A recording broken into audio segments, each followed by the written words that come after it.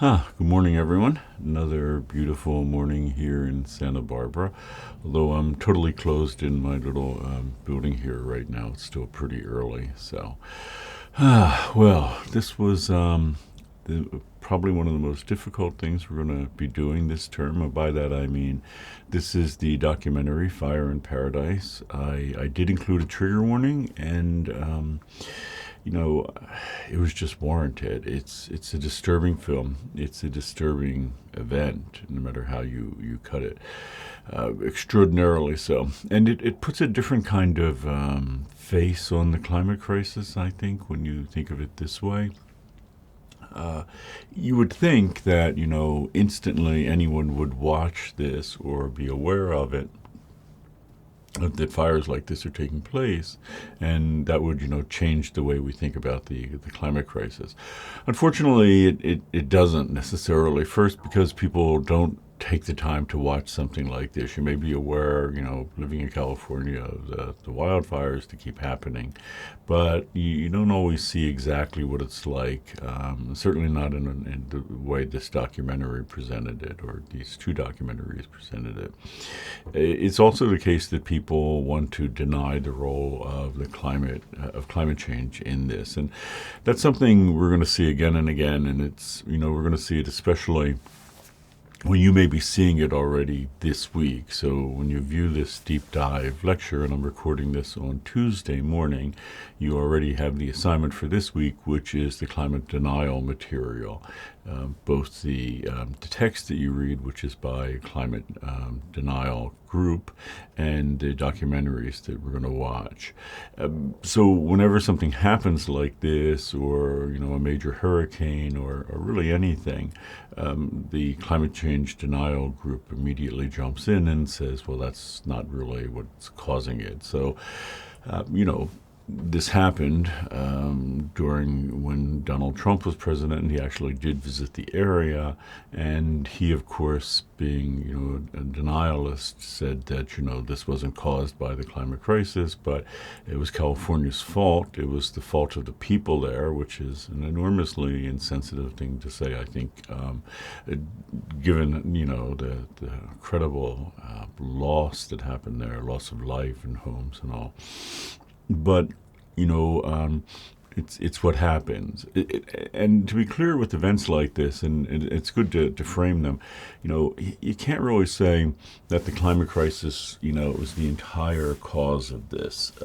It had a major impact, played a major part of it. But fires have gone on for forever.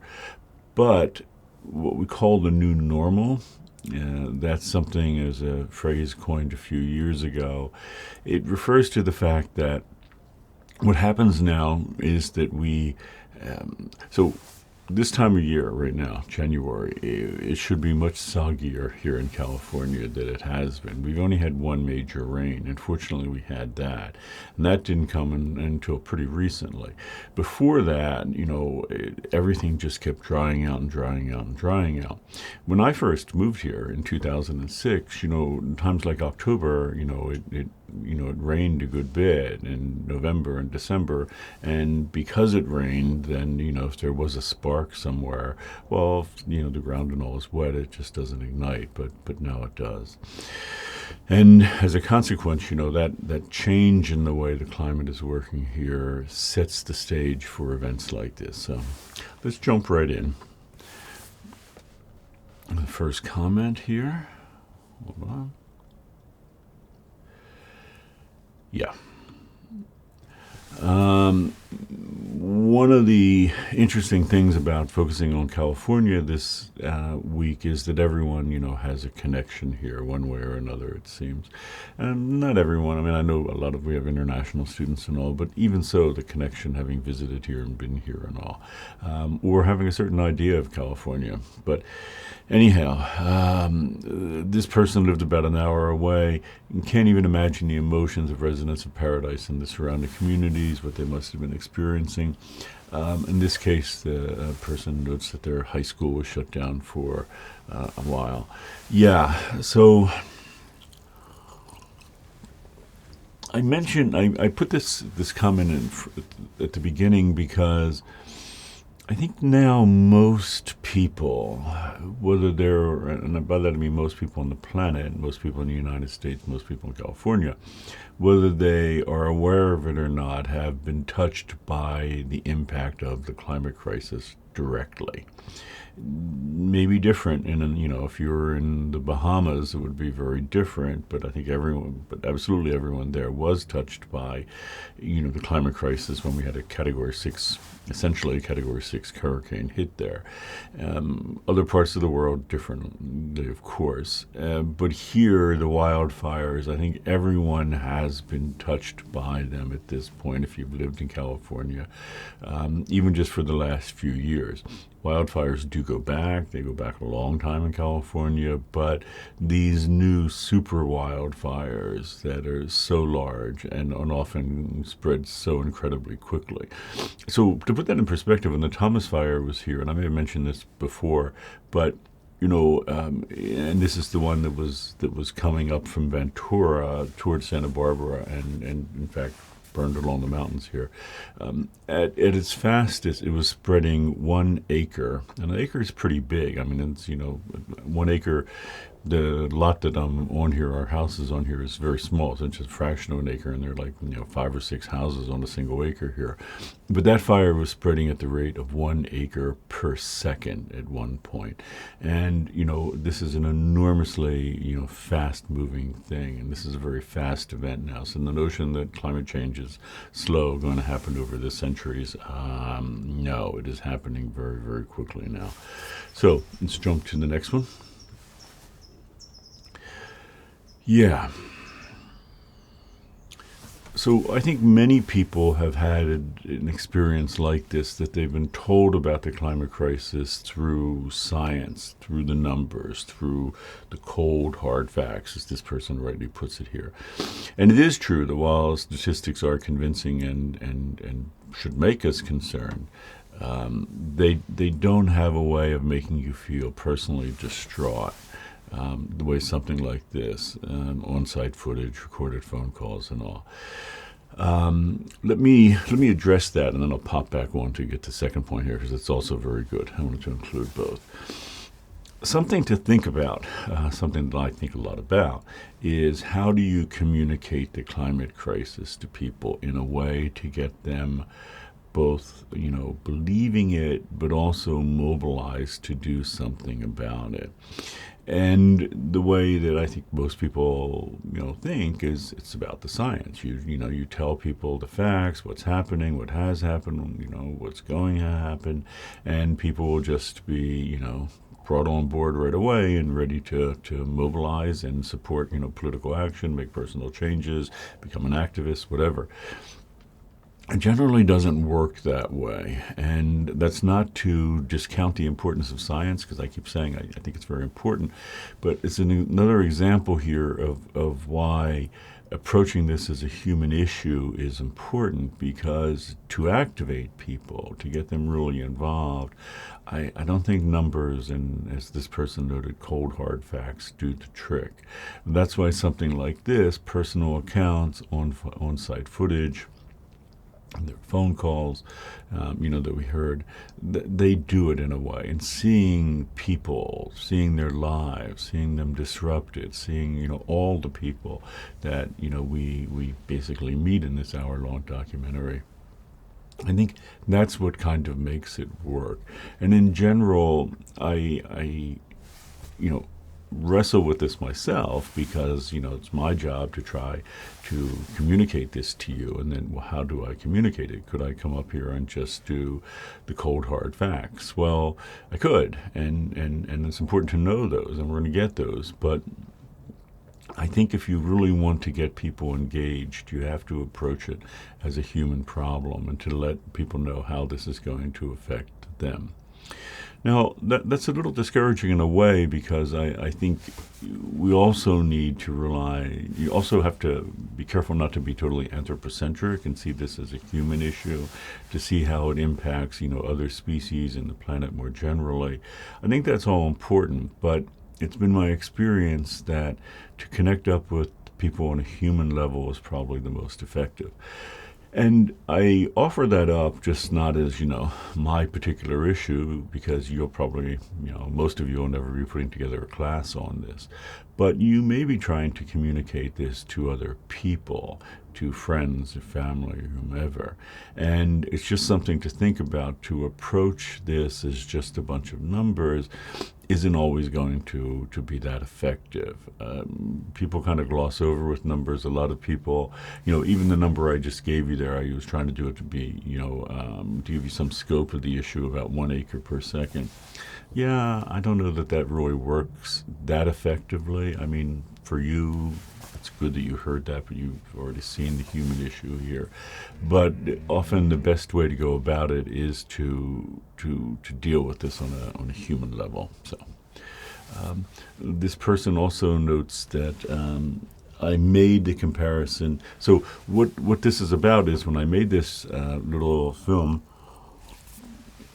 my introduction a year ago, the Australian fires were burning at the time, and it says something about the enormity of the problem with COVID that we've kind of forgotten about those fires. But they were, at the beginning of the year, 2020, they were the international headline, I think, that Australia was burning.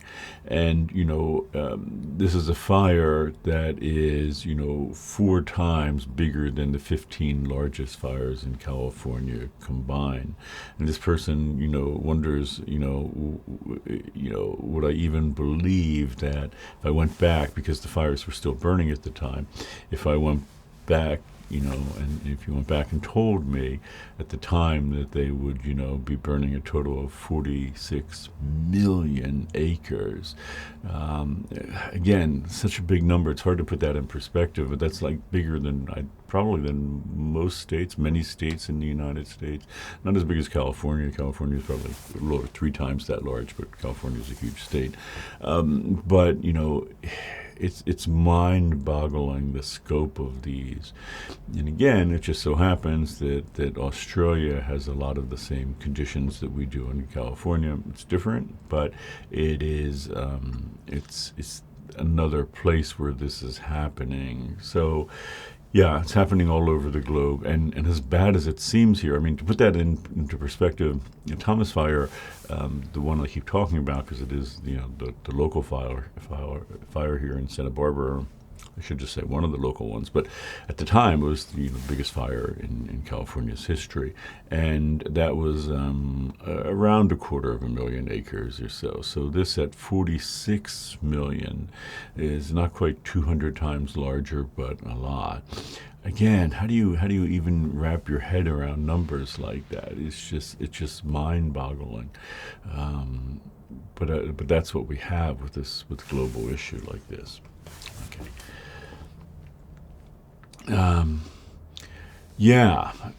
I noted there it's not a scholarly film, and you might wonder why we're watching it, right? Because you hopefully a class like this would just give you a lot of facts, a lot of those cold hard facts that the previous person noted. But this person said, I wasn't questioning this at all. It's easy to see that's why it's such an important film to broadcast. In fact, I sometimes think that films like this are more important to watch than films that spew a bunch of facts. Yeah. So many people came with this observation. I think it's well worth repeating. I feel like I just went through such a visceral, cathartic experience after watching the utter devastation this wildfire created. Looking at environmental issues from a humanistic perspective rather than a scientific one allows people to form emotions about climate issues rather than simply being exposed to facts. It may seem as that comment is kind of similar to the other one, but the ending part of that, which I think is really good, and I'm just going to go back to that again, it allows people to form emotions about the climate crisis rather than simply being exposed to fact. I think that's right. I think the notion of forming emotions, of having emotions that you can fall back on when you think of the climate crisis, I think that's really important. And I'm going to talk in a moment about being alarmed and being an alarmist and all, and whether that's a good thing. But I do think it's important to have an emotional stance on this, whether it's fear or a heightened sense of concern or whatever. And I don't think that facts can give you that.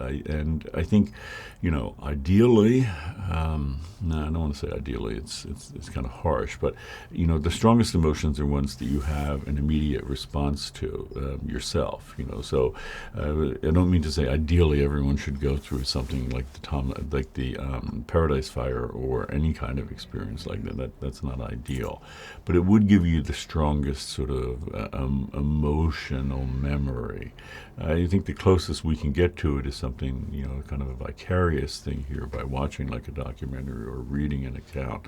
And I think that can serve the same purpose. And it may not be quite as strong as having experienced it yourself, but I think having watched this documentary, those images are going to stay with you. And again, not as facts, but as feelings that you had for the people who were there. So, great point. Yeah.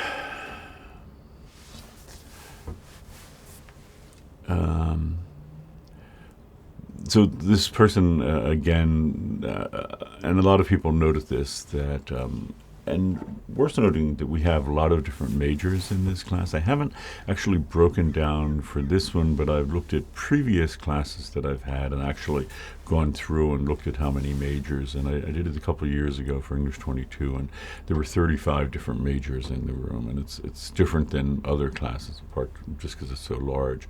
But there are a lot of ES people in here, environmental studies people who know about the issue and who know the facts and who know a lot of, could tell you a great deal about the California situation with respect to fires and drought and agricultural changes and all that.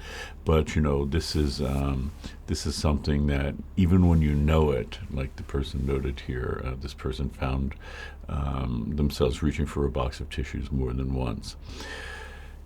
This is a really good point here that we haven't quite had before. The climate crisis can no longer be ignored by the developed world. That means us. In 2019, Greta Thunberg delivered a powerful speech, and she delivers a lot of places, asking people to act as if their house is on fire. But this is no longer an if. Our house is literally on fire. The climate crisis is a daunting a task that can at times make us feel like sitting ducks, as people did in the film, waiting for climate change or fire to wipe us out. However, I have hope for a future. I believe that my generation will be able to make the cultural change to finally put out the fire that engulfs the home that we call planet Earth.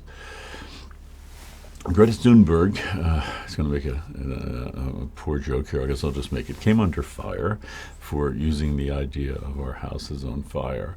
That has become the phrase most associated with Greta Thunberg, and rightfully so. And I've noted it represents a sea change in how we look at the climate crisis. So, for a long time we resisted that. Resisted being called alarmist. We didn't want to be called alarmist. We didn't want to alarm anyone. Greta Thunberg is not worried about that. Greta Thunberg wants to alarm us. Greta Thunberg wants to, get you feeling like your house is on fire. She's running around saying, fire, fire, fire, and that would be an irresponsible thing to do, right? That's the classic irresponsible thing to do, yell fire in a crowded theater. Well, is this not the equivalent, yelling crowded to the planet Earth? But when you see a documentary like this, when you see that there actually are fires that are burning down, people's houses, burning down whole towns, and other things that are happening, it does raise the question, whether we should raise the alarm. And I think that is now the general consensus regarding climate activists and people like myself, that we need to sound the alarm. I think at this point, it was different, when I first, became aware of environmental issues in my teens in the 1970s. I say that, but there was plenty of reason to be alarmed then, and I think people were being alarmist then. And I guess I take the position that we always should have been. We certainly weren't, but we now are, and it is in part thanks to like Greta Thunberg for inaugurating this era of climate alarmism, which is it's unfortunate, but it's where we are. So let's jump to the next one. Yeah, so this is a great comment. Who should be considered responsible for the loss of life in paradise? ExxonMobil created their own studies and knew for a fact that the continued use of fossil fuels was going to be disastrous, and said nothing. Koch brothers and every other right-wing think tank funded by oil money that lied to the American people and the world. Many of these people are still around today, living comfortable, quite luxurious lives, while these CEOs and politicians have done what these CEOs and politicians have done to your generation and the many that will come after goes far beyond negligent or selfish. It's criminal. These people are criminals. Their mindless pursuit of infinite growth lays waste the fate of every town like paradise squarely at their feet. One can only hope for a day when these people could be tried for crimes against humanity as sort of climate Nuremberg trials, but sadly that day won't be coming anytime soon. All we can do is ensure that towns like paradise are never forgotten and keep fighting for a better world. Okay, so why did I read this whole thing? Well, because it's just it's good. And so let's start with this. The higher-ups at ExxonMobil. So what this person is talking about here, if you're not familiar with it, back in the 1970s, it was, unclear to some people the extent to which the climate crisis was happening and what was going on. I mean, we knew about it. In my Climate and Generation little lecture series, I talk about the degree to which we knew about it. Certainly, as I noted, Johnson, mid-1960s, was on the floor of Congress talking about the problem. In the 1970s, the oil companies themselves, I think, became concerned. I say that, I'm not sure they all did, but Exxon certainly did. So Exxon decided to hire a group of its own scientists, and they actually had wonderful lab opportunity in the sense that they had these tankers that were crisscrossing the planet. And what they did is they made them, labs to gather information about what was happening, CO2 levels across the planet, temperatures across the planet, and they were able to get a pretty good planetary analysis of what was going on. And they came to the conclusion in the 1970s that the climate was happening. And if you read some of the quotes from those folks, and I'll be giving you those, it's rather extraordinary. So it's not just the scientists, but then they delivered their findings to the executives at ExxonMobil, and other oil companies were aware of this. And what did they do? Did they change their actions? No. They covered it all up, and they started denying, and you'll be seeing this week the degree to which they continue to this day to deny the problem. So this person who made the comment rightly notes that that seems criminal. That seems like beyond criminal. And the Nuremberg trials, of course, are an example of holding people accountable for the atrocities against humanity and all. And that was, of course, the trial of Nazis after the Second World War. So this person also notes the Koch brothers. One of them passed away pretty recently, but Koch brothers were, I think they still are, the second largest privately held company in the United States, right behind the Walmart family. And Koch brothers are in the fossil fuel business, and they go to extraordinary lengths to fund, and we're going to see that in the material that we're reading this week. And in fact, Koch brothers are in part behind funding of like the Heartland Institute to produce the book that we're going to read about why scientists presumably disagree about global warming, which they don't, of course. So these people, this fossil fuel affiliates, fossil fuel industries, as this person notes, they are, they're still around today, living comfortable, luxurious lives. So I'm just reading here. But that's criminal, and people have made that argument even more strongly. So yeah, and people have made that against, as you might imagine, not just fossil fuel companies, but politicians as well. So Noam Chomsky, who's a professor at MIT and has been around as a professor since the 1960s, he's getting up there in years now, recently argued that Donald Trump was the probably the greatest criminal in human history, and why, when thinking back at the last century, 20th century, those dictators like Hitler and Mussolini and Khmer Rouge and all sorts of horrible things. How could Donald Trump be is worse than all those? Which is Chomsky's argument, and the reason he argues is that those people might have been responsible for the deaths of millions, indeed tens of millions of people. But, in the case of Donald Trump, he argues at this point in time, he's, made a decision that would impact the entire planet and hundreds of millions, billions of people. And there's never been anyone on the planet who had any single person who had that much influence and could hurt that many people and indeed the planet in that way. That's the argument. This person rightly notes that this is to put a word on it.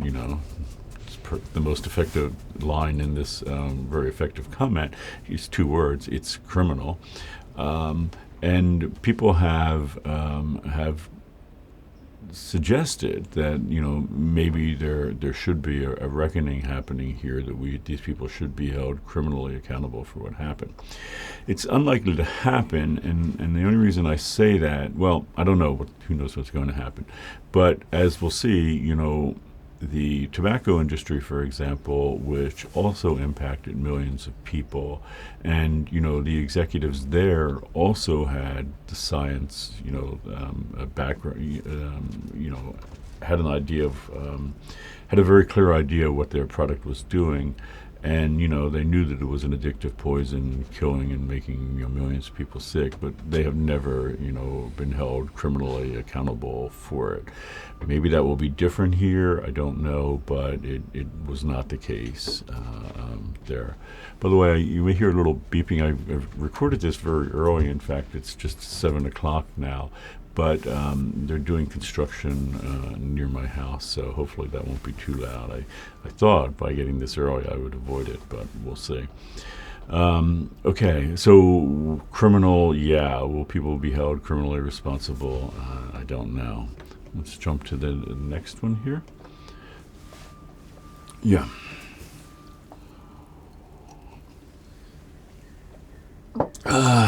Yep.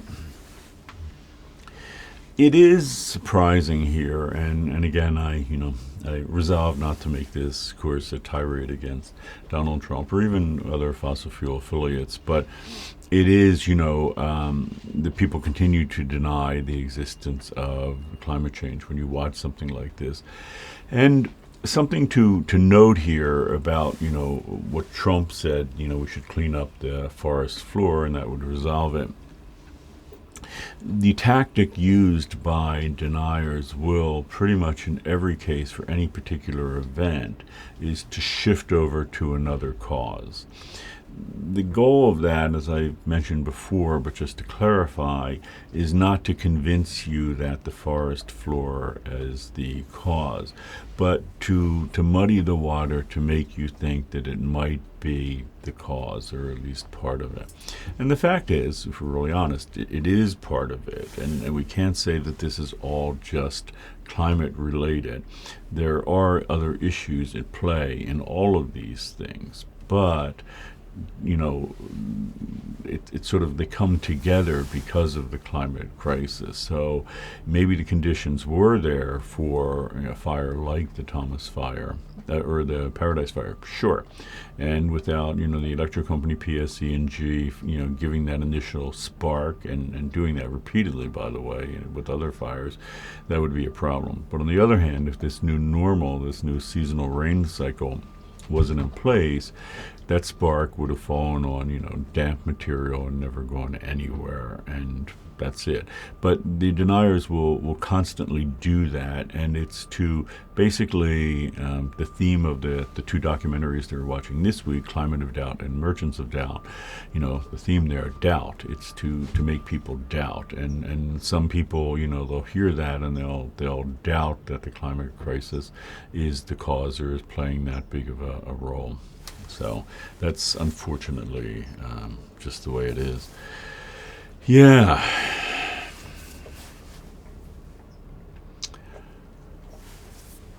Many people, and that's what's so extraordinary about a class like this. We have so many people that hear someone in the class who's, is a firefighter and actually dealing with these things directly. I've actually had in the class firefighters. So one student was a little older. Every summer he works as a firefighter putting these things out. So not like a firefighter in the sense of a local volunteer, but actually fighting wildfires up and down the coast. And they do happen up and down the coast, although I think just most famously in California. Yeah. Documentaries, there are a number of important points about this particular comment, but documentaries like this should be played in science classes across the country because they could further influence the generations who will continue to take action against worsening climate crisis. However, big corporations and businesses are the ones who hold wads of power, and most of them aren't doing anything to slow in their impact on the world and the climate. Big name brands, companies need to be held accountable for their actions, whether it is for something giant like starting a devastating wildfire or just admitting that they need to alter production to come up with a new sustainable model that could potentially make a difference in the world we live in. Yeah, great points. So let me jump to a couple of these. Documentaries like this should be played in science classes across the U.S. Yeah. Education here is so important, right? And it's making Americans and people across the planet aware of the climate crisis. And on the planetary level, by the way, that's an even bigger issue. There was a poll, it's a few years old now, but I don't think it's too far off the mark, that found out that 40% of people on the planet have never heard of the climate crisis. They're just not aware of it. In other parts of the world, it's not well known. And the great irony there is that most of those places have had very little to do with bringing about the climate crisis, probably why they don't know that much about it, but they are suffering the consequences of it most. So as an educational issue, this is huge. And why this is such a good comment coming this week is because you're now seeing the efforts that the other side, that the fossil fuel affiliates are what they're doing. And they are directly approaching this as an educational problem. They are trying to get to teachers so that the teachers teach denial or this idea of doubt, so people just wouldn't be quite sure if it's really happening or it's as severe as it is, or would sort of recoil at thinking this is an alarm. So Greta Thunberg is running around saying fire, our house is on fire, and a lot of people would say, come on, that's not serious, okay, maybe things are happening, but really, is that necessary? That's kind of dangerous. Well, it isn't dangerous. It is, and it is necessary. And if we could communicate this more, and I think this should happen at the high school level, right? And it should happen at the junior high level. And in fact, it should happen even at an earlier level. And I've mentioned I have a 5-year-old daughter. Now, she's at Zoom kindergarten, but I hope to present at her school, which is, K through, 6th grade, and talk about the climate crisis with them. I'm not going to show them this film. I don't think it would be a good idea to show, 5 and 7-year-olds something like this. But they can learn about it even at that age, and they can become aware of it even at that age, even at the younger age. It's very clear to me that my daughter understands things and understands understands about good practices and bad things that we can do and all. And kids pick this stuff up right away. But education is just so centrally important here. And I don't just mean, K through 12 or even here at university level, but educating Americans about the issue. And unfortunately, it's a hard sell in a way because, there's I mentioned another documentary on Netflix about the fire in Paradise, and I doubt you've watched that. I doubt most people would watch it. With all the other options there, people just don't want to sit down and look at this, and that's a problem. How do you get people to do it? Well, I have an advantage here because you're a captive audience and you have to watch these things. So, but that is also the case in schools and all, which is why it's important that we teach this. And I talk about in some of the other material that there are efforts to make it actually a law that climate change cannot be taught in schools. I mean, that's actually across the U.S. There are states trying to do that. Whereas I think the flip side is absolutely the case, that it should be absolutely required that it be taught everywhere, and that a course like this should be absolutely required at every university, including the UC, which it is not. I think that's a major problem. That's a major shortcoming. So it's another one of these great examples. You might have thought that the key to the climate crisis is again going to be science and solar panels. And again, I love solar panels. I have solar panels over there in my house. But, here's the thing, you could be in education, whether it's a teacher or administrative or whatever, and you could have an enormous impact, right? So an administrator, making it required that every student watch material like this in high school could have a profound impact on the climate crisis. Yeah. This person notes here, however, big corporations and businesses are one who hold wads of power, and most of them aren't doing anything to slow end their impact on the world and climate. Yeah, this is an issue that we're going to have to talk about again and again. And I noted in one of the earlier introductory materials, but I want to say it again. We can talk about this in terms of personal action, and that's important, and we do again and again. In fact, if you heard about this course, or you just look at the array of material and some things that we do, you might think it's all about personal action.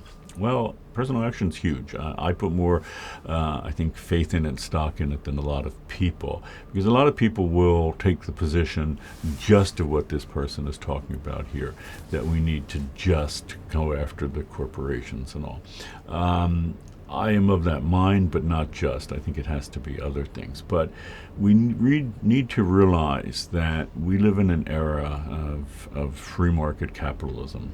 And I say that not meant to be like a pejorative term and all, but it's been the case since the 1980s, coming out of the Reagan-Thatcher era, that, we have seen more and more unregulated capitalism, corporations. What do I mean by that?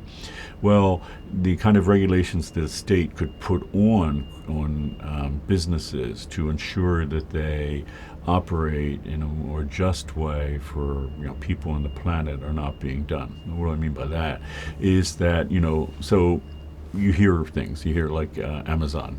Working conditions at Amazon are just horrible. People don't even have time to go to the bathroom, and it's such a problem. Well, there was an era in the United States, especially coming out of the original New Deal, the 1930s, where the United States government stepped in and said, "No, we are going to legislate the kind of conditions that a person can work under. People have to have breaks, and there are laws like this. They have to have breaks. They have to have lunchtime. They have to, work in safe environments, and all that has to be, legislated. And countries that are, more advanced than us in this regard, places like Sweden and all, they spell out all sorts of things like that. On the flip side, we're going to see when we get to the documentary The True Cost, there are countries that don't even have the sort of loosened safeguards that we have now, and companies can do whatever they want, and they can put people in situations that will kill them, and we're going to see that with the Rana Plaza disaster. So corporations are also the ones, putting so much of the CO2 and other greenhouse gases into the atmosphere. We really need to reel them in. And, why did why did this person send us on to this topic when we were talking about a wildfire in Northern California? Well, what's causing that? We can't forget, and it's, as we get taken up with that human issue, and it's so overwhelming. But the fact is, sorry, I really hear a lot of construction going on, but hopefully my mic will pick up mainly me, but there's beeping going on those, because what they're doing is they're putting new blacktop on a street that's just not too far from me, on the other side of my neighbor's house here, so apologies for that. But we have to remember, where's all this CO2 and all these greenhouse gases coming from? And, there are any number of sustainable practices that big businesses and brands could do to reduce that. And we're not even talking about just the fossil fuel companies here. We're not just talking about Exxon and what they've done and all. But we have to, realize that the manufacture of the stuff that we consume and all has a huge, climate and carbon footprint. We also have to realize, which is why I put personal action on the high on the list too, is that we don't have to consume that much stuff. We do, we like it, but that has to be rethought too. Think that every time you see a haul video on something, so it is important in the middle of this. Which is what's great about this comment. It recalls us to this fact. A number of comments have done this in different ways. That yes, this is about a wildfire. Yes, this is about an isolated thing, but rather this is about a global problem that's being caused by human beings. You can say that in a big general way, but you can also focus in on the specific causes. You can focus in on Exxon. You can focus in on the Koch brothers. You can focus in on politicians like Donald Trump. You can focus in on this person here notes as the names, brands, and companies, that are out there that are, their practices are doing this too. And that's something we have to keep in mind. So, yeah. So, as with the number of weeks, there was an alternate documentary here that about 1 in 6 people watched, and this is about this is from the New Yorker who produced. It's a shorter documentary. This is specifically about the young people, high school age students, and what they experienced at the Paris fire, and I thought that was important. And this person notes, seeing people who live a very similar life to yours, and then how their life got turned or completely upside down, was very disheartening, but also very close to home. When I watched the other films, such as the one with Leonardo DiCaprio or Al Gore, although also powerful, I didn't get the same feeling. This film showed that this type of disaster can happen to anyone at any moment and change your life forever. Really good comment, and made me it put a smile on my face to read it, because that's why I selected that particular documentary. So I thought the general film that most people watch, that everyone has now watched, even though you may have seen it back in English 22, that was certainly a good film, but also it's good to think about this from your own particular perspective. And your particular perspective, the one thing that everyone shares in the class, for the most part, is that it wasn't that long ago that you were in high school, and you can sympathize with what it meant for that group of people. It's also something important to think about in terms of communication, is that you need to communicate this in a way that connects up with your particular audience. That can be kind of, it's an interesting issue, right? Because it would be great if I, in a course like this, just focused in on the most devastating things that are happening across the planet with the climate crisis. Well, you can, and in fact we do. Not directly with the climate crisis, but with production, the attack on the sort of name brands and all that the previous person noted, with something like the true cost. And you can see what the life is like for people in Bangladesh. And that's important, that's why I do it here. But it's also the case that when you can connect up with the people in a personal way, how it impacts their life, it often has the greatest power.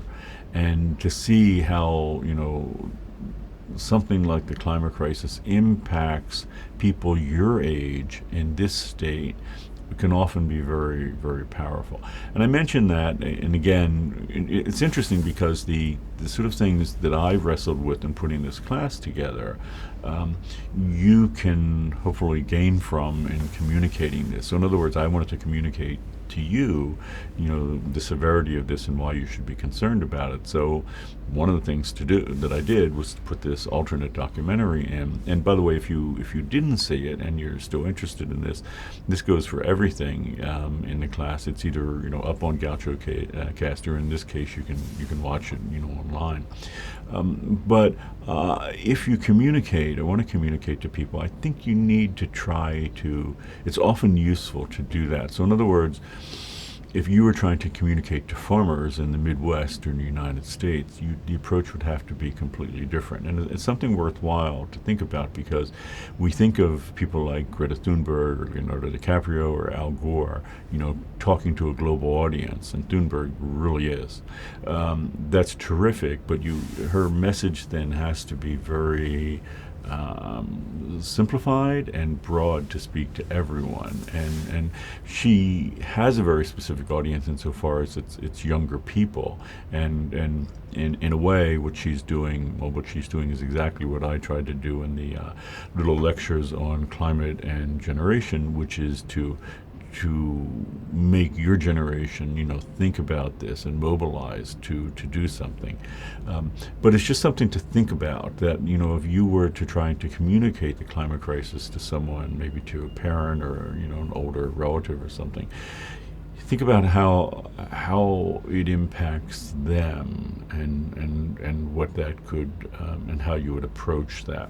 And I'll give you a specific there, by the way, because it's not quite as intuitive as you might think, and that is the way to approach people generally like that, especially your own parents who are both of their age and have had children, is to talk about what it means for their children. Parents, being a parent myself, having become one pretty recently, I can tell you that suddenly becomes like the number one thing for you. You care about. Everyone wants their children to live a better life than they lived, or even certainly as good a one. And the climate crisis is going to change that.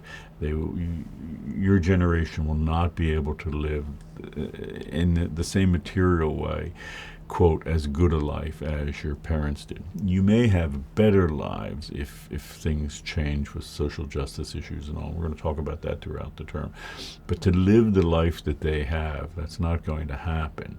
And I think that is kind of the leverage point to communicate to your parents about what this means to you, and how it's going to impact you. And I think for a lot of parents that would resonate. You know what I mean? They may not, other things may not engage them, but that one would. In the same way that's why this documentary hopefully engaged people. So it's just something to think about in communicating the climate crisis. Is the one-size-fits-all model doesn't quite work unless you do it in a very, very broad, generalist way, which Greta Thunberg very effectively does. But when you get down to it, I think you need to think about the person that you're speaking to. And so let's jump to the next comment.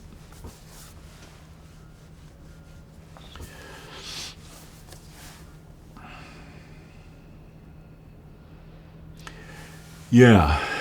Such a good comment, this person had noted earlier in the comment here about, the failing of the people, the officials in paradise to do something. And this would be that, if you recall, they knew they should have built a bigger road out of there, and had a better escape route where, people wouldn't have been trapped there. but it's a bigger issue. My anger comes from how, as human beings, let the climate crisis get being displaced and let out here. So what the person here is saying, how long will it take, let me quote this again, how long will it take for a majority of the population to acknowledge and push for change in environmental habits? Yeah. This is the problem. Will it take everyone experiencing their house burning down or being flooded or swept away to become a priority on a great scale? Yeah, let's hope not. And that's again why it's important to communicate to everyone. And it's important the way this person puts it here, for a majority of the population. So why is that important? Well, majority of population, and we just saw this being played out on the public stage in this country, where 70 odd million people on one side or another. The majority of the population will put politicians into office who can do it. So it's not just that, say, a majority of the population gets rid of their car, switches to a largely plant-based diet, but we really need political action. And we talked about it last week in the last deep dive, which is this week, which is on Santa Barbara, and Santa Barbara's so the failure of the city council there can be seen as a failure. But here we need to think about, more generally policies and how they can be implemented and put into effect, and why that would, not just be the officials in paradise, sure, but in general, we need politicians who would make this a priority, and the only way we'll get them in office is to vote them into office. And there's another great example of why the personal change thing is important but limited. In other words, you could have been living in paradise and you could have made like all the personal changes we're going to talk about in this class, like, going to plant-based diet, consuming less things, not, like buying fast fashion and all that. Yeah, you could have done all that, but that wouldn't have built that road. The only way that's going to be built and things like that are going to happen is through collective action, and collective action politically. It's only if you were to elect someone who would make these things a priority, and that's why it's so important, and why voting is so important. You're going to keep hearing me say it again and again and again, as it is the number one most important thing you can do, is to vote, and to encourage a handful of friends to vote too. So let's go to the next one. Oops, sorry. Yep.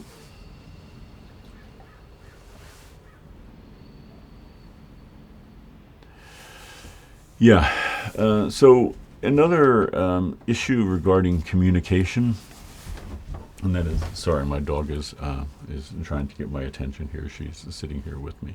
I don't think you can see her, but she's looking at me anyhow.